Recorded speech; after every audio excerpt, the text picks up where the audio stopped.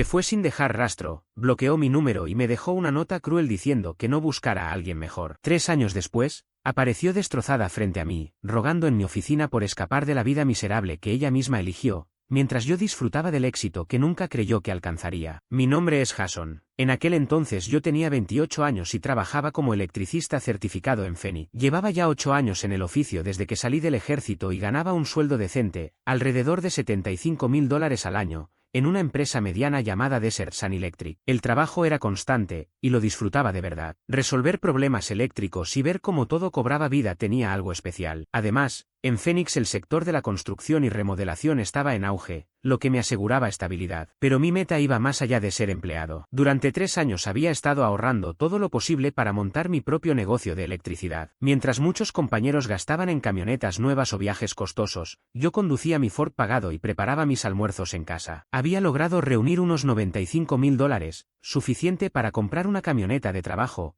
cubrir seguros, adquirir herramientas de calidad y sostener los primeros meses de operaciones hasta construir una base de clientes. Mi plan era claro: comenzar con servicios residenciales y pequeños trabajos comerciales, dar un servicio excelente a precios justos y poco a poco ganarme la reputación que me permitiría expandirme a proyectos mayores. El cálculo era perfecto. Podía arrancar de manera parcial mientras mantenía mi empleo y después dar el salto completo cuando los clientes fueran suficientes. En 5 años esperaba tener un equipo de 3 o 4 electricistas y generar más de 200,000 anuales. Ya había contactado clientes potenciales gracias a mi red y conocía todos los requisitos de licencias. Por eso, en ese momento me sentía confiado, con una visión clara de mi futuro. Mi novia de entonces era Vanessa, trabajaba como coordinadora de redes sociales en una pequeña agencia de marketing llamada Trendy Digital. Ganaba alrededor de $35,000 al año subiendo fotos a Instagram, gestionando páginas de Facebook de restaurantes, tiendas y salones de belleza. El trabajo no parecía tan complicado: tomar fotos de platos de comida y escribir textos sobre experiencias auténticas y con sabor local. Ella solía quejarse de que su jefe no valoraba su visión creativa y que merecía más reconocimiento por sus ideas de marketing. Para entonces llevábamos casi 3 años juntos y vivíamos en mi casa, un lugar de 2 habitaciones que compré con un préstamo para veteranos en un barrio decente de Abatuk. No era lujosa, pero era mía: 1,400 pies cuadrados, un pequeño patio trasero, 2 baños, cocina remodelada y un garaje que transformé en taller eléctrico. Sobre todo, no tenía que pagar alquiler, lo cual me permitía ahorrar más cada mes. Vanessa tenía 26 años, era atractiva, de cabello castaño largo y una sonrisa que sabía usar cuando quería. Al principio parecía entusiasmada con mis planes de negocio, buscaba proveedores en Internet, incluso mencionaba contratar a su agencia para llevar la publicidad digital de mi futura empresa. Pasábamos noches revisando planes, hablando de viajes que haríamos, de la casa más grande que algún día compraríamos e incluso de tener hijos cuando todo estuviera en marcha. Yo ya pensaba en proponerle matrimonio en cuanto el negocio despegara. Imaginaba hacerlo en Sedona, porque siempre decía que amaba los paisajes rojos de ese lugar. Incluso había empezado a mirar anillos y a calcular cuánto podía gastar sin descuidar mis ahorros. Hoy, al recordarlo, me doy cuenta de las señales que ignoré. Vanessa siempre insistía en dividir las cuentas del restaurante en partes iguales, aunque ella pidiera lo más caro del menú mientras yo pedía lo básico para ahorrar. Cuando lo mencionaba, respondía: somos un equipo, al final todo se equilibra. Pero nunca era así. Tampoco dejaba de burlarse de mi camioneta, un Ford F-150 del 2019, completamente pagado, perfecto para mi trabajo. Para mí era confiable y no me generaba cuotas mensuales, pero ella lo criticaba por ser muy de obrero y decía que debería comprar algo más elegante, como un SUV de lujo o un deportivo. Lo peor era cuando salíamos con mis amigos de Desert Sun Electric. Vanessa se transformaba en una especie de interrogadora, preguntaba cuánto ganaban, qué casas tenían, cuánto costaban sus vehículos, qué trabajos extra hacían. No lo hacía como alguien curioso, sino como si estuviera calculando su valor en dólares. Mi mejor amigo, Carlos, ganaba unos 80,000 trabajando en instalaciones comerciales, y Luis, que se dedicaba a proyectos residenciales de alto nivel, ganaba todavía más. Vanessa los evaluaba como si fueran calculadoras humanas. Carlos llegó a bromear con eso, y en verdad, no estaba equivocado. Yo pensé que simplemente buscaba seguridad financiera, algo que yo también deseaba, pero con la diferencia de que estaba dispuesto a trabajar por ello. Pasaba horas en Instagram siguiendo a supuestos emprendedores e influencers de estilo de vida. Su página de exploración estaba llena de tipos de 25 años en Miami, posando junto a autos rentados y relojes falsos, hablando de libertad financiera antes de los 30. Vanessa se emocionaba con esas publicaciones y me decía que nuestra vida era demasiado limitada. Yo le explicaba que la mayoría eran hijos de millonarios o estafadores,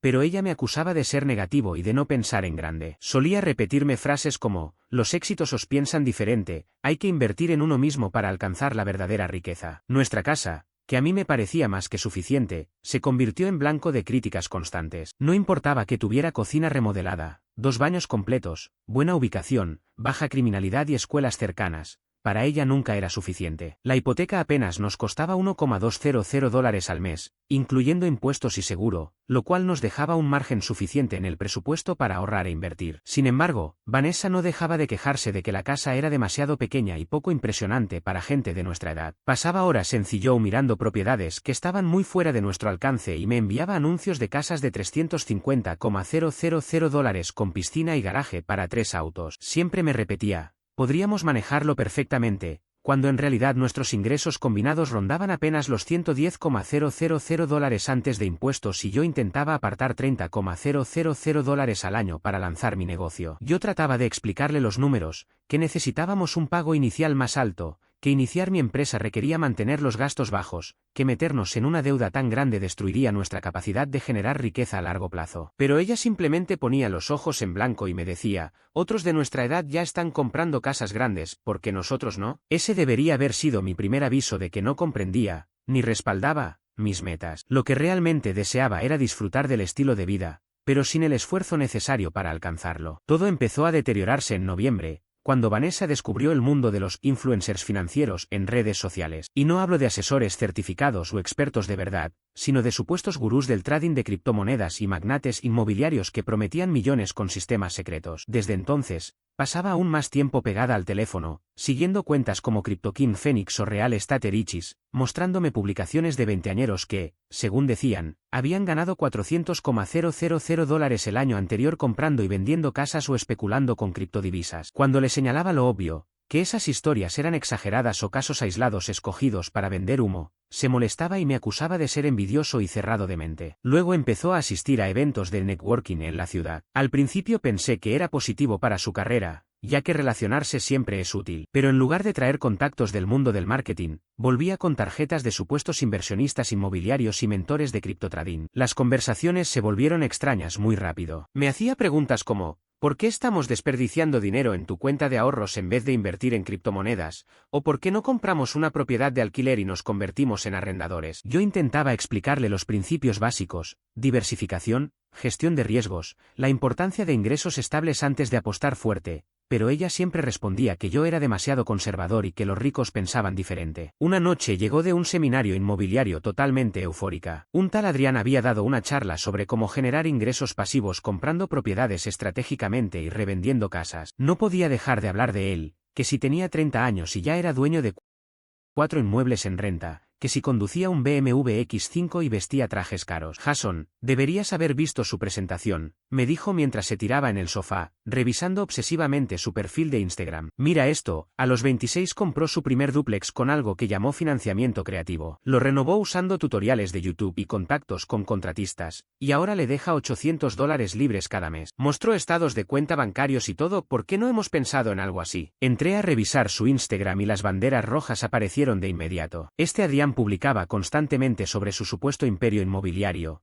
pero nunca mostraba direcciones de propiedades, documentos financieros detallados ni pruebas verificables. Solo muchas fotos cuidadosamente montadas con autos de lujo, que fácilmente podían ser rentados, frases motivacionales recicladas de otras cuentas y selfies en seminarios donde vendía cursos carísimos a gente desesperada por soluciones mágicas. Era puro marketing manipulador, imágenes diseñadas para provocar envidia y frases vacías sobre libertad financiera. Le dije: Vanessa, esto es un fraude. Los verdaderos inversionistas ganan dinero con sus propiedades, no con cursos en Instagram. Pero ella se puso a la defensiva: eres tan negativo, Jason. Adrián dice que las creencias limitantes son las que mantienen a la gente en la pobreza. Los exitosos invierten en educación y mentoría. Y entonces soltó la bomba: Adrián ofrecía sesiones de coaching personal por $3,500, un programa de 6 meses donde supuestamente revelaba su sistema completo. Casi me atraganté. Vanessa, eso es una estafa. Ningún inversionista serio cobra $3,500 por compartir sus métodos, ese dinero lo usaría en más propiedades. Pero ella solo rodó los ojos. Dios,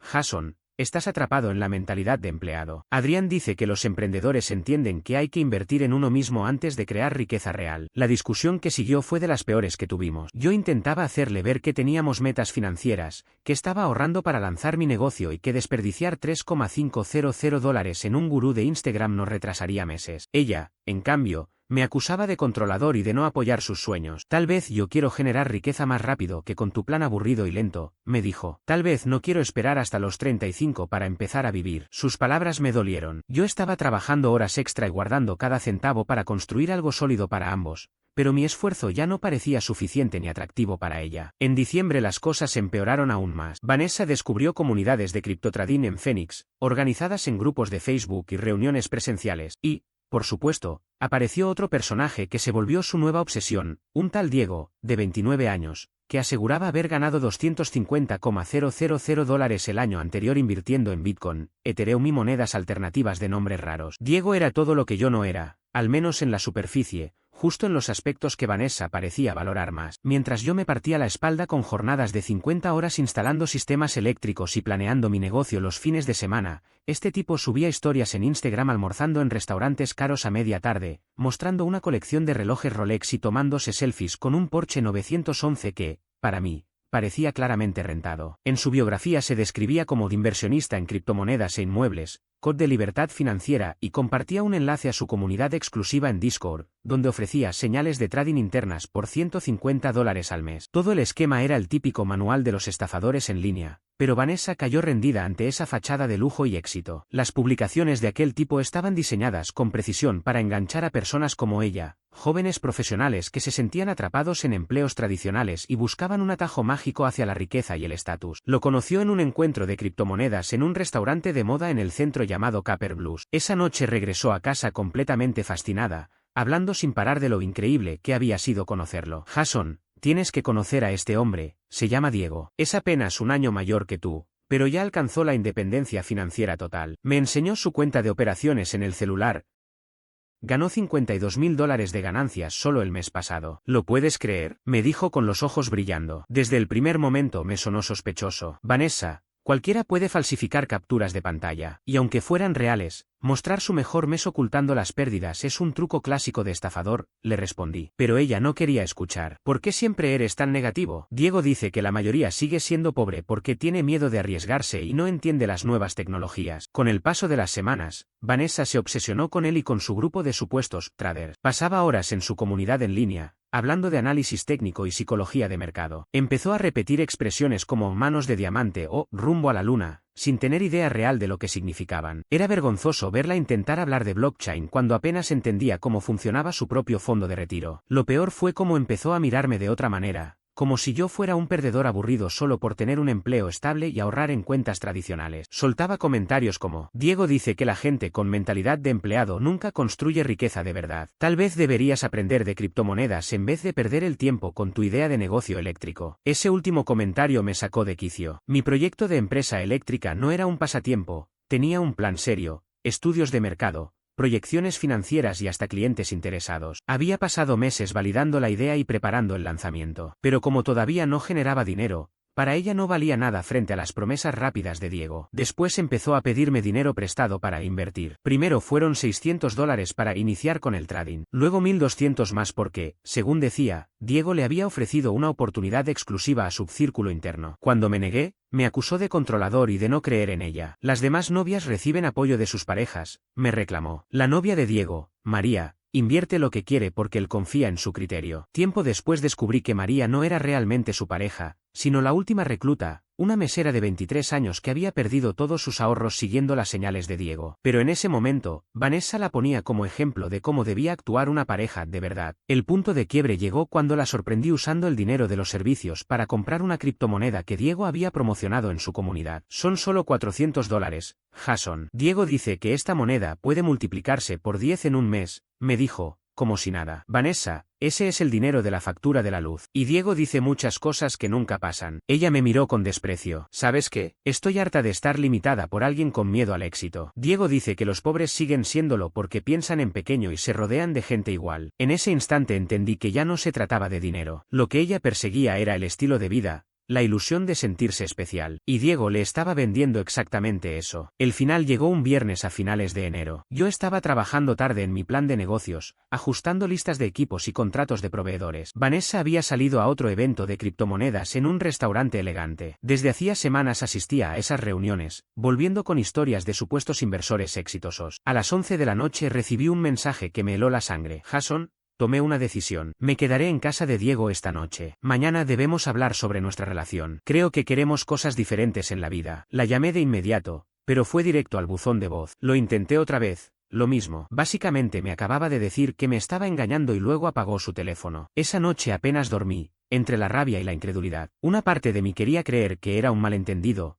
que no iba a tirar 3 años juntos por un tipo de criptomonedas al que conocía hacía apenas 2 meses. Pero a la mañana siguiente llegó a nuestra casa con Diego. Sí, lo trajo a mi hogar. El tipo entró vestido con ropa de diseñador y zapatillas caras, caminando como si fuera dueño del lugar, mientras Vanessa empacaba sus cosas. Sin rencores, hermano, dijo, recostado en mi sofá. A veces las personas simplemente toman caminos distintos. Vanessa quiere llevar su vida al siguiente nivel y necesita a alguien que pueda estar a su altura. Quise echarlo, pero no soy ese tipo de persona. Me limité a observar cómo Vanessa guardaba su ropa, mientras aquel charlatán hablaba de cómo iban a construir un imperio juntos con inversiones en criptomonedas y bienes raíces. Jason es un buen tipo, añadió ella, sin mirarme siquiera, pero está atrapado en una mentalidad de empleado. No entiende lo que es la renta pasiva ni cómo se construye riqueza con apalancamiento. Diego me está enseñando lo que es la verdadera libertad financiera. El nivel de desprecio era insultante. Hablaba de mí como si ni siquiera estuviera en la habitación, justificando ante ese estafador porque yo ya no era suficiente. Después de 3 años juntos, después de todo lo que hice por ella, me dejaba por un tipo que mostraba capturas de pantalla falsas. Y para rematar,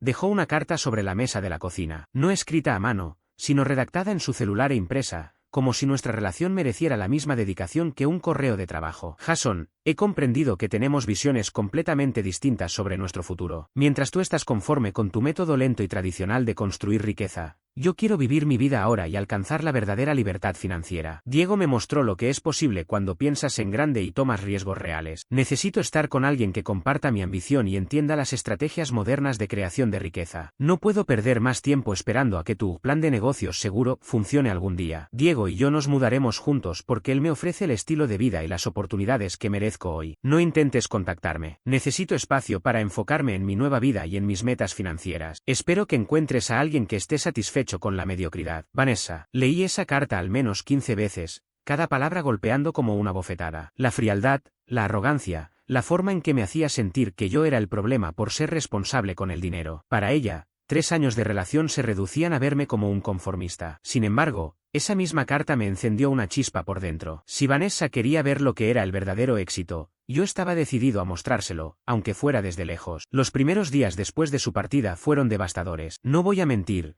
Todavía cocinaba para 2 personas por costumbre o me sorprendía revisando si necesitaba algo cuando iba al supermercado. La casa se sentía vacía. Cada rincón, desde el dormitorio hasta el baño, me recordaba que Vanessa había decidido dejar atrás todo lo que habíamos construido para irse con un estafador. En lugar de hundirme en la tristeza, opté por transformar esa rabia y desilusión en motivación. Si ella pensaba que mi manera de avanzar era lenta y aburrida, iba a demostrarle lo que significaba el verdadero esfuerzo y la constancia. Lo primero que hice fue tomar los $8,000 que había ahorrado para un anillo de compromiso y reinvertirlos en mi negocio. Compré mejores herramientas, adapté mi camioneta con equipos profesionales y pagué un seguro de responsabilidad civil de primer nivel. Vanessa había dicho que mi empresa eléctrica era un plan demasiado seguro y predecible, pero yo estaba decidido a convertirla en algo que dejaría en ridículo las supuestas ganancias de Diego con las criptomonedas. Comencé a trabajar jornadas de más de 60 horas semanales, como si estuviera poseído. Durante el día cumplía con mi empleo en Desert Sun Electric, y por las noches, de 7 a 11, me dedicaba al desarrollo del negocio, marketing,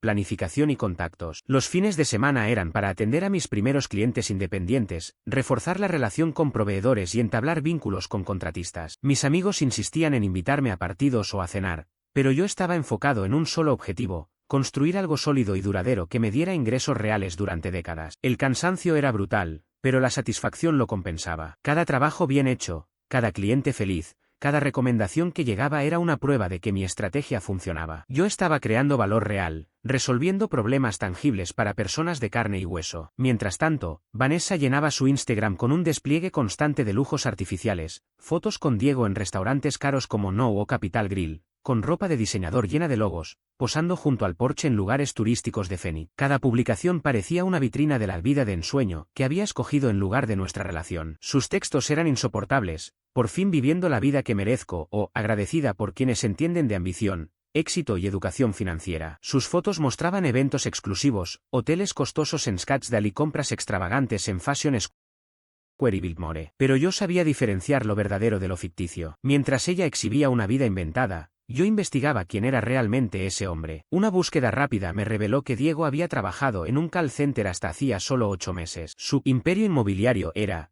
en realidad, una sola casa alquilada que pertenecía a sus padres. En cuanto al trading, había perdido más de $12,000 propios antes de dedicarse a vender cursos y señales a incautos. No era más que un farsante que vivía de engañar a los desesperados. Vanessa estaba tan cegada que no veía las banderas rojas. Mientras ella jugaba a la pareja ideal con un estafador, yo lograba avances concretos. En marzo lancé oficialmente mi empresa de contratista eléctrico y en apenas 2 semanas conseguí mi primer gran cliente, una compañía de administración de propiedades. Para mayo tenía todos los fines de semana ocupados y pedía días libres en mi empleo para atender proyectos mayores. En agosto, el negocio ya generaba $8,000 al mes. Fue entonces cuando renuncié a mi trabajo de siempre y me lancé como emprendedor a tiempo completo. 6 meses después de que Vanessa me dejara, mis ingresos superaban lo que alguna vez habíamos tenido juntos, y seguían creciendo mes a mes. Eran ganancias auténticas, provenientes de clientes reales que pagaban por servicios eléctricos de calidad. Pero lo más importante no era el dinero, sino la validación. Todo aquello que ella había llamado lento o aburrido estaba dando frutos. Estaba levantando algo sostenible,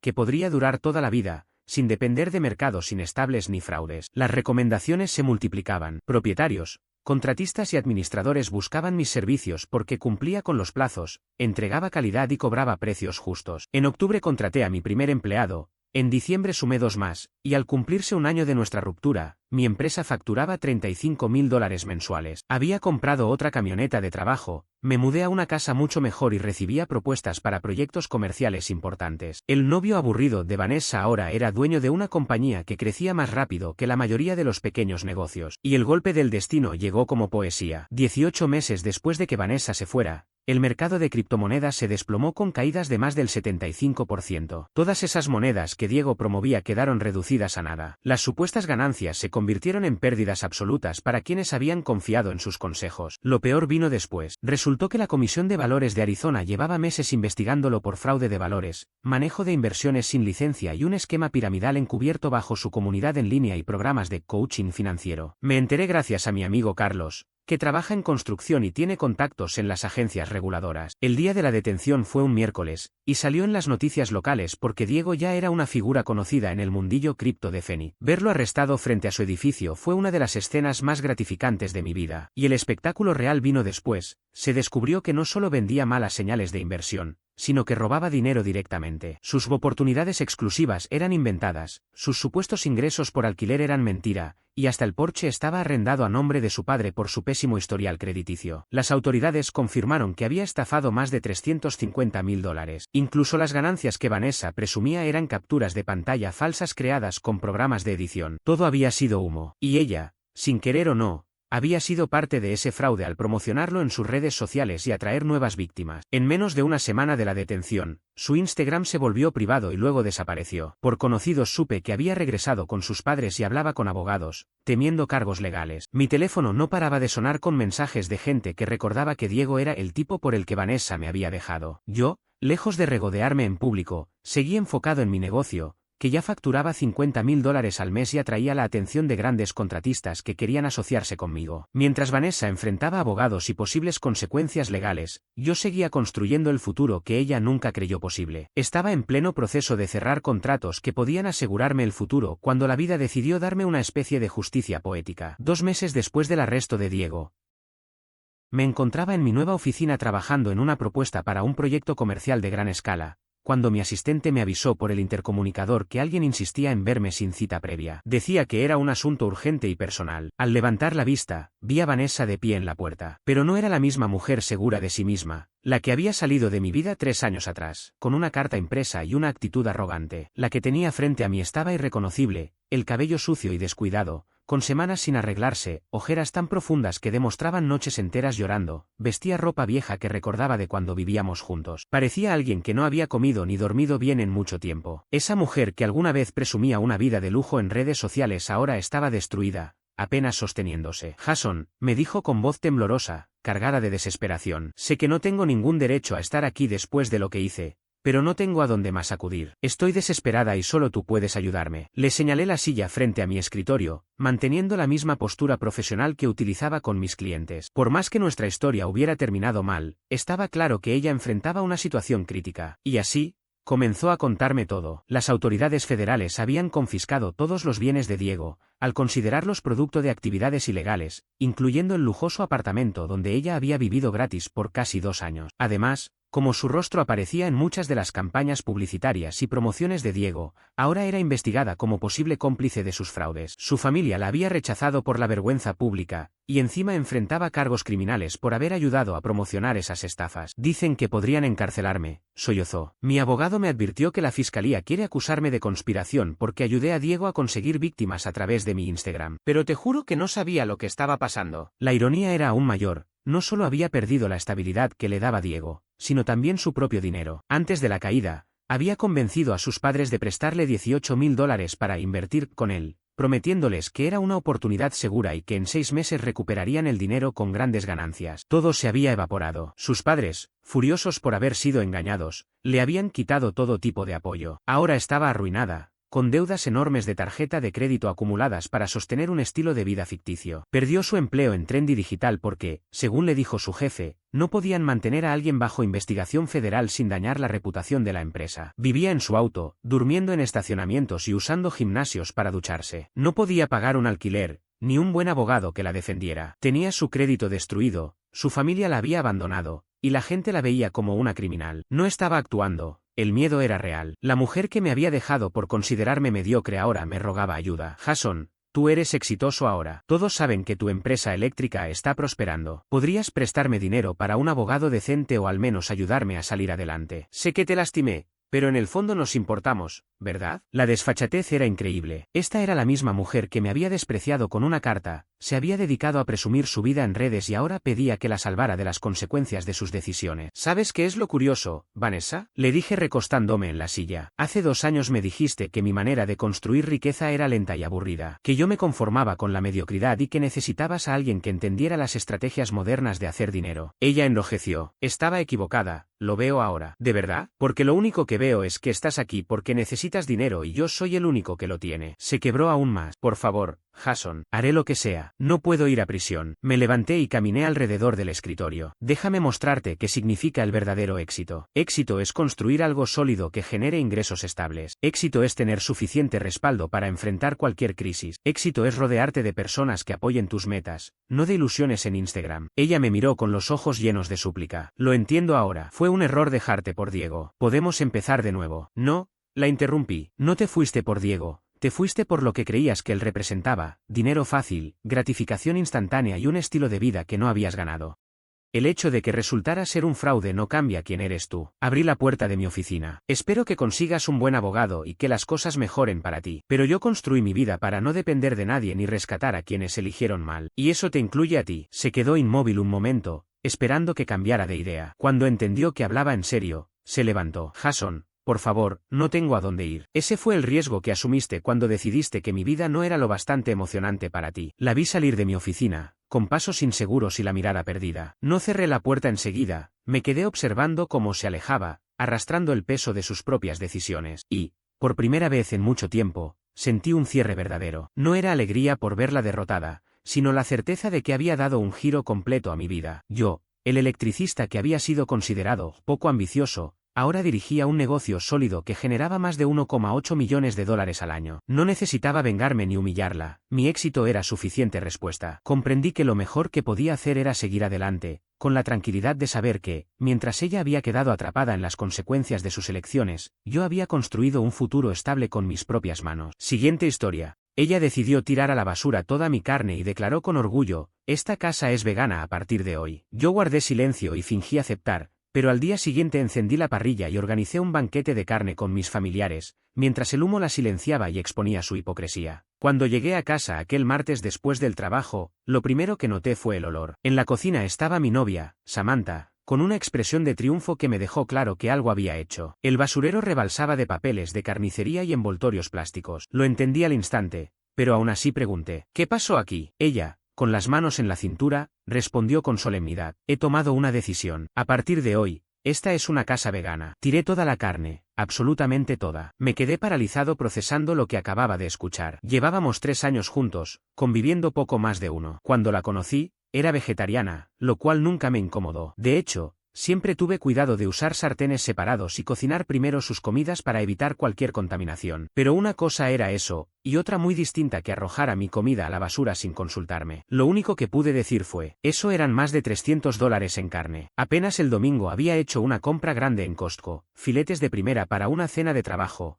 pollo, carne molida, tocino, todo. Ella, levantando la barbilla, contestó, dinero gastado en asesinato. Vi un documental anoche y no puedo seguir siendo cómplice. No quiero tener muerte en mi refrigerador. El detalle es que aquel refrigerador no era suyo. La casa era mía, heredada de mi abuela hacía 2 años. Samantha apenas se había mudado 8 meses atrás y me pagaba $400 al mes, mucho menos de la renta de mercado. Yo le había hecho ese favor porque estaba agobiada con sus préstamos estudiantiles. Podría haberle recordado que no tenía derecho a decidir sobre algo que no le pertenecía. Podría haber discutido, pero no lo hice. Simplemente asentí. Está bien. Ella parpadeó, sorprendida por la falta de resistencia. Su rostro se iluminó con alivio y comenzó a darme un discurso sobre lo orgullosa que estaba de mí, que había comprado alimentos veganos, que todo sería mejor para mi salud. La acompañé en su entusiasmo, incluso la ayudé a guardar la leche de almendras y el tempeh. Esa noche preparó una especie de bol con quinoa que, para ser sincero, no estaba nada mal. Cenamos frente al televisor como siempre. Durante toda la velada me lanzó miradas satisfechas, convencida de que yo había aceptado sin problemas. Pero al día siguiente, miércoles, hice una llamada. Mamá, ¿tú y papá están libres mañana en la noche? Quiero hacer una parrillada. Suena genial. ¿Qué celebramos? Respondió ella. Nada especial, solo tenía ganas de encender el asador. Inviten también al tío Antoni y a la tía Linda. Y dile a papá que traiga su ahumador. Estoy pensando en un brisket. La verdad era que ya había planeado recibir a la familia la semana siguiente. Simplemente adelanté la fecha, y amplié el menú. El jueves salí antes del trabajo y pasé por la carnicería. Si Samantha había tirado $300 en carne, yo gastaría 500. Compré ribeyes, porterouse, chuletas de cordero, salchichas italianas, costillas. El carnicero, que ya me conocía por nombre, arqueó una ceja ante la montaña de pedidos. ¿Fiesta?, preguntó. Algo así, respondí. De paso compré acompañamientos clásicos, ensalada de col, ensalada de papa con tocino, macarrones con queso, incluso un cheesecake de postre. Llegué a casa a las 2 de la tarde, el auto de Samantha no estaba. Como trabajaba de diseñadora gráfica, solía regresar a las 6. Perfecto. Encendí la parrilla, sazoné los cortes y puse las costillas en el horno. Para las 4, el patio olía como un asador profesional, y justo entonces escuché su coche entrando antes de lo habitual. Entró por la puerta trasera y se quedó inmóvil al ver la parrilla encendida, el refrigerador portátil lleno de carne y a mí, con el delantal de parrillero que me había regalado papá en el Día del Padre. ¿Qué es esto?, preguntó con un hilo de voz. Cena, respondí mientras giraba un filete. Mis padres vienen. ¿Quieres que te ponga una hamburguesa de vegetales? Hablamos de esto. Dijimos que ahora era un hogar vegano. No, tú lo dijiste. Tú tomaste una decisión unilateral en mi casa y con mi comida. Yo simplemente no discutí. Estoy bien con que seas vegana viviendo aquí pagando menos de la mitad de la renta normal, pero yo no lo soy. Y esta casa es mía. Abrió la boca, la cerró, la volvió a abrir. Esto es venganza. Estás siendo mezquino. No, contesté tranquilo. Esto es una cena familiar. En ese momento llegaron mis padres. Mi papá cargaba su enorme ahumador. Mi mamá traía su infaltable bandeja de jalapeños envueltos en tocino. Detrás venía tío Antoni con su camioneta y demás familia. El humo de la carne impregnaba el aire como una niebla densa. Samantha permaneció de pie, con los puños apretados, mirando cómo todos entraban con neveras y fuentes de comida. Nadie estaba enterado de su nuevo estilo de vida, así que aparecieron con los clásicos de siempre, los champiñones rellenos y envueltos en tocino de mamá, la ensalada de papa con todo de tía Linda. Samantha, qué gusto verte, exclamó mamá. Te traje esos jalapeños que tanto te gustaron en Navidad. El rostro de Samantha pasó por 1000 gestos antes de forzar una sonrisa. Gracias. Pero ahora soy vegana. ¿Desde cuándo?, preguntó mamá confundida. Desde el martes. Papá levantó la vista de los cortes que inspeccionaba. ¿El martes? ¿Hace 2 días? Sí. Encogió los hombros y volvió a enfocarse en la carne. Pues mejor para nosotros, más sobra. Las siguientes 3 horas fueron eternas para ella. Se quedó en el porche, tomando agua, mientras el humo de la carne flotaba por todo el patio. No dijo nada cuando tío Antoni contó sus historias de caza, ni cuando papá explicó paso a paso su nueva técnica de condimentos, ni siquiera cuando mi primo apareció con un cerdo entero asado que le había sobrado de otro evento. Mi familia percibió la tensión, pero nadie la mencionó. Simplemente siguieron ofreciéndole guarniciones que pudiera comer, hasta que señaló que la ensalada de col llevaba mayonesa y la de papa, tocino. Cuando todo terminó, dejaron de insistir. Cerca de las 8 de la noche, la gente empezó a despedirse. Hubo palmadas en la espalda, sonrisas y promesas de repetir pronto. Mi madre me abrazó más de lo habitual y me susurró. ¿Todo bien? Lo estará, respondí. Cuando la casa quedó en silencio, me puse a ordenar. Samantha había desaparecido. La encontré en el dormitorio, guardando ropa en una maleta. Me voy a quedar con mi hermana, anunció. ¿Y eso es todo? Solo ok. ¿Qué esperas que diga, Sam? Tiraste a la basura $300 de mi comida. Tomaste una decisión sobre mi casa sin consultarlo conmigo. Pretendías que yo simplemente obedeciera. Ella cerró la cremallera de la maleta y replicó. Estoy intentando salvar animales. Eso debería admirarse. Y lo respeto, le contesté. Pero no puedes obligarme a seguir tu mismo camino. Esto no se acaba aquí, sentenció antes de salir. Y tenía razón. Desde el jueves en la noche, Samantha se quedó en casa de su hermana. Pensé que se calmaría y que podríamos hablar como adultos, tal vez llegar a un acuerdo. Estaba equivocado. El sábado, a las 7 de la mañana, alguien golpeó con fuerza mi puerta. No el timbre, golpes insistentes. Abrí en boxers y vi una camioneta de cerrajería estacionada en mi entrada. ¿Usted es el dueño de la casa?, preguntó el cerrajero. Sí, una señora llamó. Dijo que estaba encerrada, necesitaba cambiar las cerraduras. Me mostró documentos que prueban su residencia.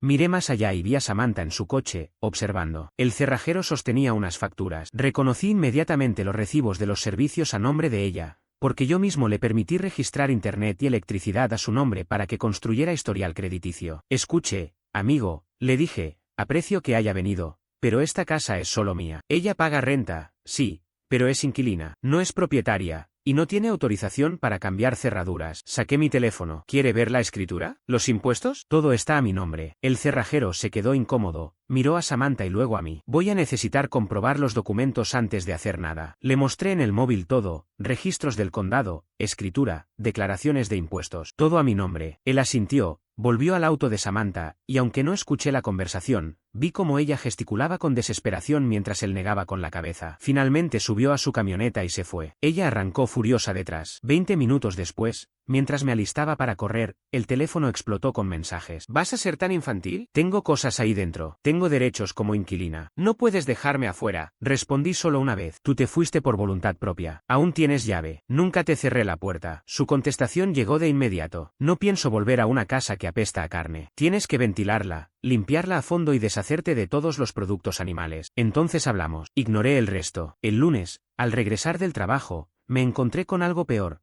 Todas mis sartenes de hierro fundido estaban en el porche, sumergidas en un balde con agua y jabón. Años de curado y capas de uso cuidadoso habían desaparecido. Una estaba heredada de mi abuela. Había una nota. Estas estaban contaminadas con grasa animal acumulada. Te ayudo a empezar de nuevo. La llamé de inmediato. Entraste a mi casa y destruiste mis pertenencias. Las limpié. Deberías darme las gracias. ¿Sabes lo asqueroso que es cocinar con grasa rancia? Samantha, eso se llama curado. Es como funciona el hierro fundido. Los arruinaste. Ahora están mejor. Puedes volver a curarlos con aceite de coco. Colgué. Enseguida hice 2 cosas. Cambié yo mismo las cerraduras y comencé a documentar todo. El martes, Samantha apareció con su hermana Isabella y un camión de mudanza. Necesito sacar mis cosas, me dijo. Perfecto. Ya embalé la mayoría. Todo está en cajas. Bien etiquetado. Pero tu hermana se queda afuera y yo superviso. ¿Perdón? Saltó ella. Entraste a mi casa sin permiso y destruiste mis cosas. Isabella puede ayudarte a cargar desde la puerta, pero solo tú entras y yo vigilo todo. Su hermana intentó protestar, pero levanté el teléfono. Estoy grabando, por nuestra seguridad. Les tomó 2 horas. Yo mismo ayudé a cargar, manteniendo un trato civil, pero sin quitarles los ojos de encima. Cuando intentó ir hacia la cocina, le bloqueé el paso. Tus cosas no están ahí. Podría haber dejado algo. No. No lo hiciste. Cuando finalmente se fueron, pensé que por fin había recuperado mi espacio. Pensé que después de todo lo vivido ya podríamos seguir adelante cada uno por su lado. Estaba equivocado. El miércoles por la noche me encontraba preparando unas pechugas de pollo a la parrilla, organizando mis comidas para la semana, porque sí, sigo comiendo carne y no me arrepiento de ello. De pronto recibí una llamada de un número desconocido. ¿Es usted el residente de esta dirección?, preguntó una voz seria. ¿Quién lo pregunta?, respondí con cautela. Aquí habla de parte del control animal de la ciudad. Hemos recibido una denuncia por posible negligencia y acumulación de animales en condiciones insalubres en esta vivienda. Me quedé helado. ¿Qué demonios? Yo no tengo mascotas, repliqué sorprendido. Ni perros, ni gatos, nada. Señor, el reporte es específico. Aún así, debemos inspeccionar. ¿Podemos coordinar una visita?, accedí, aunque desconcertado. La cita quedó fijada para el viernes. No me costó mucho adivinar de dónde venía todo. Samantha, incapaz de obligarme a convertirme en vegano, había inventado otra forma de complicarme la vida. El jueves ocurrió algo todavía más extraño. Mientras trabajaba, recibí un mensaje de mi vecina, la señora Rivera, una mujer jubilada que pasa la mayor parte del día en casa y suele estar atenta al barrio. Hay una mujer en tu patio trasero, ¿quieres que llame a la policía? Abrí de inmediato la aplicación de mis cámaras de seguridad, instaladas después del incidente con los utensilios de cocina.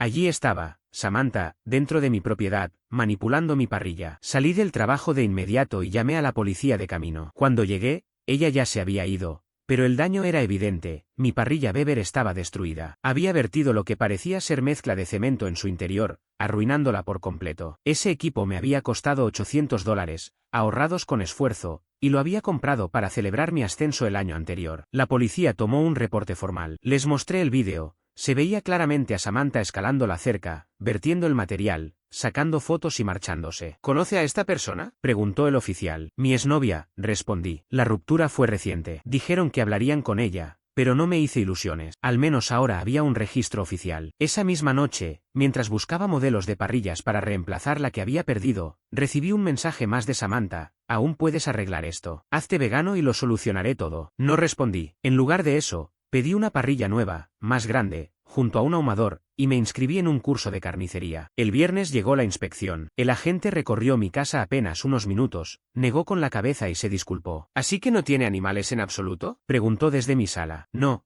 contesté, a menos que cuente los cortes de carne en el congelador. Se rió, sorprendido. Lo curioso es que la denuncia era muy específica. Decía que tenía 15 perros en jaulas en su sótano. Ni siquiera tengo sótano, respondí. Esta casa está construida sobre losa. El agente admitió que todo apuntaba a un reporte falso, pero que estaban obligados a verificar. Me dejó un número de caso y aclaró que hacer denuncias falsas podía acarrear sanciones. Apenas unas horas después, recibí otra sorpresa. Un notificador me entregó documentos legales. Samantha me estaba demandando por desalojo ilegal y daños emocionales. La suma que reclamaba era absurda, $50,000. ¿Por qué? Por cambiar la cerradura después de que vandalizó mi propiedad y por no aceptar su veganismo. Su abogado alegaba que yo había creado un ambiente hostil por consumir carne, que había violado sus derechos como inquilina y que incluso la había traumatizado al obligarla a presenciar consumo de animales. También afirmaba que las sartenes de hierro fundido eran de ella. Por suerte, yo ya había contratado a un abogado tras lo de la parrilla. Cuando leyó la demanda se echó a reír. Ella misma dejó constancia en mensajes de texto de que se fue por voluntad propia, me explicó. Además, la tenemos grabada cometiendo vandalismo. Nunca pagó alquiler formal. Esos $400 eran simples contribuciones de gastos como invitada. Podemos contrademandar. Y así lo hicimos. Vandalismo,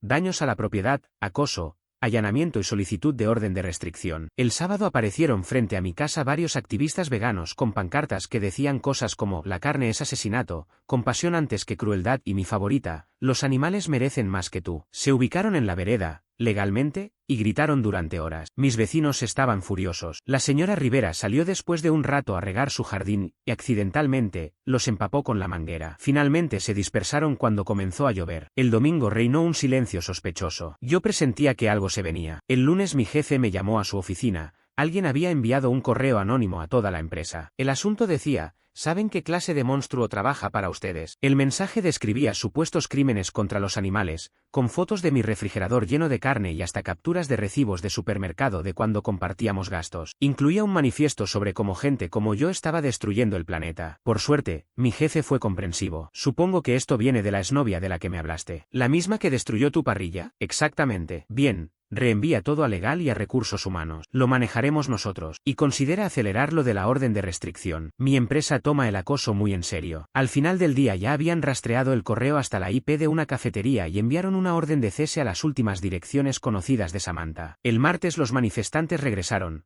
pero esta vez yo estaba preparado. Invité a mi amigo Michael, dueño de un camión de comida especializado en barbacoa. Llegó con todos los permisos en regla y estacionó justo frente a mi casa. Empezó a repartir muestras gratuitas de brisket, anunciando en voz alta: promoción especial. El aroma de la carne ahumada invadió la calle. Los activistas intentaron seguir gritando, pero la mitad del vecindario salió a disfrutar. La señora Rivera llevó ensalada de papas, la familia de enfrente trajo cerveza, y sin quererlo todo terminó convertido en una auténtica fiesta comunitaria. Las protestas frente a mi casa apenas duraron una hora. Al final, mantener la indignación no es fácil cuando a tu alrededor todos disfrutan y el aroma de una barbacoa tejana real invade el aire, despertando el apetito incluso de los más testarudos. Esa misma noche recibí una llamada inesperada. Era Isabella, la hermana de Samantha, y su tono fue directo. «Tienes que detener esto». ¿Detener qué? ¿Vivir mi vida? Le respondí. Ella insistió en que Samantha estaba desmoronándose, que no comía, no dormía y se había obsesionado con salvarme. Le dije que no necesitaba salvación, que lo único que quería era que me dejara tranquilo. Isabella entonces me sugirió que fingiera, que le dijera a su hermana que me había vuelto vegano para calmarla y después resolver la situación. Me reí con incredulidad. ¿Fingir? Ella destruyó mis cosas, me hostiga en el trabajo y hasta envió manifestantes a mi casa. No voy a negociar con el terrorismo. Eso suena exagerado, contestó ella. ¿Exagerado? Vertió cemento en mi parrilla, arruinó objetos familiares de gran valor y está intentando que me despidan. Lo peor fue escuchar lo que Isabella confesó después. La idea del gran gesto fue mía, no lo del cemento en sí, pero le dije que debía mostrarte lo seria que estaba. Creí que, como mucho, tiraría tu carne a la basura otra vez. No podía creerlo. Terminamos la llamada y marqué de inmediato el número de mi abogado para que incluyera también a Isabella en la lista de personas contra las que necesitábamos una orden de alejamiento. Al día siguiente, miércoles, llegó la audiencia en el tribunal. Me presenté con mi abogado, un dossier repleto de pruebas y la esperanza de que al fin todo terminara. Samantha entró con aspecto demacrado, como si llevara semanas sobreviviendo solo con jugos verdes y rabia. Su abogado lucía exhausto. El juez revisó todo: mensajes de texto, grabaciones de seguridad, los daños a mi propiedad, los reportes falsos a control animal, el acoso en mi trabajo y las protestas en mi casa. Después de horas de exposición, el juez se dirigió a ella. «Señora Samantha, ¿tiene algo que decir en su defensa?» Yo pensé que mostraría arrepentimiento, que quizás se disculparía. Pero no. «Su señoría, él come carne. Consume la carne de seres inocentes. Es un asesino y la ley lo protege en lugar de proteger a sus víctimas. Yo solo intentaba salvar vidas, salvar su alma». «Basta», la interrumpió el juez. Entonces se dirigió a mí. «Señor, le otorgo la orden de restricción. La señora Samantha debe permanecer al menos a 150 metros de usted, de su casa y de su trabajo. No puede contactarlo, ni directa ni indirectamente. Tampoco puede instar a otros a hacerlo. Si incumple, será arrestada de inmediato». Samantha explotó. Gritó en plena sala que todos éramos cómplices, que teníamos sangre en las manos, que protegían a un asesino. El juez amenazó con acusarla de desacato, y su propio abogado tuvo que arrastrarla fuera casi a la fuerza mientras un guardia se acercaba. Cuando salimos, mi abogado sonrió y dijo: «Salió bien». Yo, sin embargo, no estaba tan convencido. «La veo más desquiciada que nunca». «Sí», admitió él, «pero ahora todo está documentado. Si rompe la orden, va directo a la cárcel». Esa noche me preparé un filete como celebración. Solo uno, perfectamente asado al término medio, acompañado de espárragos a la parrilla. Lo comí en paz, sin nadie intentando salvar mi alma ni liberar mi cena. La mañana siguiente me desperté con 47 llamadas perdidas de un número desconocido. No respondí. En lugar de eso, me preparé tocino para desayunar. Tengo la esperanza de que esto ya termine. La orden de restricción está en vigor. Su demanda casi seguro será desestimada y mi contrademanda sigue avanzando. Sin embargo, en el fondo sé que Samantha no se detendrá. Personas como ella, convencidas de que están salvando al mundo, no cambian porque un juez se los ordene. Por eso mantengo las cámaras de seguridad activas, registro cada incidente y hasta estoy pensando en comprar un congelador más grande. Si ella quiere guerra, yo se la daré, una guerra deliciosa, término medio. Al final, todo se resolvió no con un gran estallido, sino con lo que realmente importa: papeles legales y consecuencias. 2 días después de que se emitiera la orden de restricción, Samantha la violó. No de la manera que yo imaginaba, no apareció en mi casa ni envió manifestantes. En lugar de eso, decidió atacar mi lugar de trabajo. Esperó a que yo estuviera en una reunión, entró al estacionamiento de la empresa y comenzó a pegar calcomanías gigantes con la palabra asesino en cada vehículo. No se limitó al mío. Cubrió cerca de 50 autos, incluyendo el Tesla del director general, la camioneta del jefe de seguridad y hasta el coche del propio alcalde, que estaba allí para una reunión de almuerzo. Las calcomanías no eran las comunes que se despegan con facilidad, eran industriales, de esas que arrancan la pintura al intentar quitarlas. Cuando mi reunión terminó, seguridad me llamó para mostrarme las grabaciones. Ahí estaba ella, captada en alta definición, vestida completamente de negro como si fuese una especie de ninja vegana, avanzando de coche en coche con un rodillo y esas calcomanías enormes. El detalle ridículo es que ni siquiera se cubrió el rostro. El jefe de seguridad estaba furioso, mientras que el director general parecía más divertido que molesto. ¿Es esta la exnovia de la barbacoa?, preguntó entre risas. ¿La misma que mandó aquel correo llamándote monstruo? Esa misma, respondí. Él se rió aún más. Bueno, al menos es consistente. Samantha fue arrestada en el acto.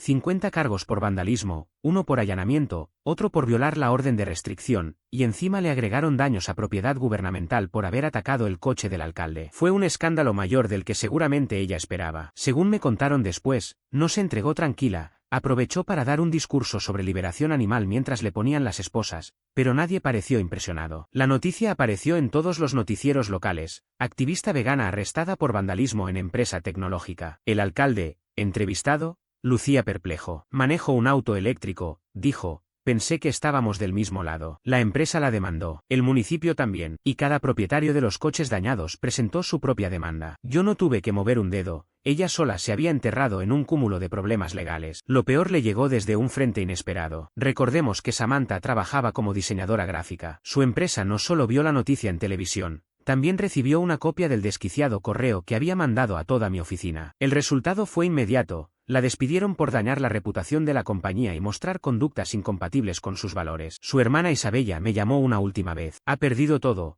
me dijo. Su trabajo, su reputación y probablemente su libertad. ¿Estás feliz ahora? Yo no hice nada, respondí. Todo esto se lo buscó ella misma. ¿Y por qué? ¿Por tus estúpidos filetes? No, la corregí. Por su incapacidad de aceptar que otros piensen distinto. Nunca le pedí que comiera carne ni juzgué sus decisiones. Solo quería vivir mi vida. Hubo un silencio largo. Está enfrentando tiempo real en la cárcel, agregó ella. Quizás años. ¿No puedes retirar los cargos? Isabella, yo no la estoy demandando. Son la ciudad, la empresa y los 50 dueños de autos. Esto ya no depende de mí. Me colgó de golpe. El desenlace llegó rápido. Samantha se declaró culpable para evitar una condena mayor. Le dieron 18 meses, reducidos a 6 por buena conducta, además de 3 años de libertad condicional, consejería obligatoria, $47.000 en restitución por los vehículos dañados y una mancha permanente en su historial criminal. La orden de restricción fue ampliada a 5 años. Mi abogado también ganó la contrademanda por defecto, ya que ella no pudo asistir estando en prisión. Se me otorgaron $33.500 por la parrilla destruida, los utensilios y los honorarios legales. Sé que jamás veré ese dinero, pero es cuestión de principios. Cuando salió de la cárcel, supe que se había mudado con sus padres a otro estado. Isabella me eliminó de todas sus redes sociales, aunque antes publicó una larga queja sobre la injusticia del caso. Para ella sigo siendo el villano. Mientras tanto, mi vida volvió a la calma. Compré una nueva parrilla y un ahumador, y ya me inscribí en un curso de carnicería. Los vecinos todavía recuerdan la gran fiesta del barrio en 2024. La señora Rivera suele traerme galletas y decirme que merezco a alguien mejor que esa chica. He comenzado a salir de nuevo. En mi perfil de Tinder puse en letras grandes omnívoro, solo para dejarlo claro. Hace poco hice match con una chica cuya primera frase fue: gracias a Dios comes carne. ¿Quieres ir por un barbecue coreano? La respuesta, por supuesto, fue un rotundo sí. A veces me pregunto si debí manejar todo de otra manera. Tal vez haber sido más comprensivo cuando tiró mi comida o haber buscado un punto medio. Pero entonces recuerdo el cemento en mi parrilla, los sartenes arruinados, los intentos de arruinar mi carrera y esos 50 autos destruidos. Y entiendo que nunca se trató de comida, fue cuestión de control, de querer imponer su manera de vivir mediante manipulación, destrucción e intimidación. No me siento orgulloso de la fiesta de barbacoa en su cara, fue un acto mezquino. Pero comparado con lo que vino después, fue insignificante. Si alguien pasa por algo parecido, mi consejo es claro: documenten absolutamente todo, busquen un abogado desde el principio, no negocien con quien no respeta límites y jamás permitan que alguien decida por ustedes. Yo ya no actualizaré mucho esta historia, a menos que ocurra algo realmente extraordinario. Ahora me toca encender la parrilla, tengo unas chuletas de cordero esperándome.